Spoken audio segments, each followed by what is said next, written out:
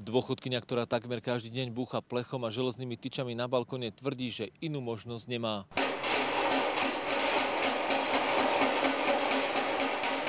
Problémy začali okamžite, ak som prišiel sem a jak sme začali s prerábkou. Pokiaľ bude on búchať a ja môžem búchať, nie? A vás to baví? Nebaví, plačem pri tom. A ich to baví, aby nás tyrali? Zavolajte policiu!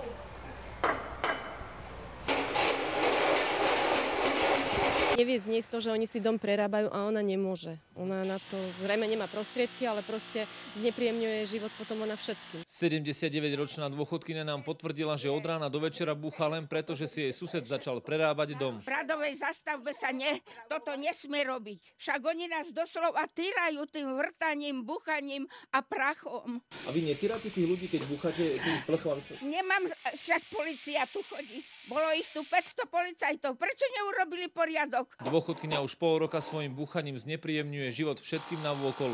Podľa jej slov chce docieliť jediné, aby sused skončil s rekonštrukciou. Nech on nebucha, nevrta. Ja si to želám. Môžem potvrdiť, že pán Vrábel si rekonštruuje svoj rodinný dom legálne. Ona seba samú uspokojuje tým, že robí ten rachot. Naposledy chcela so železnou tyčou zhodiť z lešenia robotníkov. S búchaním prestať nemieni. Nás ohrozujú na živote, aj našu chalupu nám padne na hlavu. Pre televíziu Joj Pavol Čertík.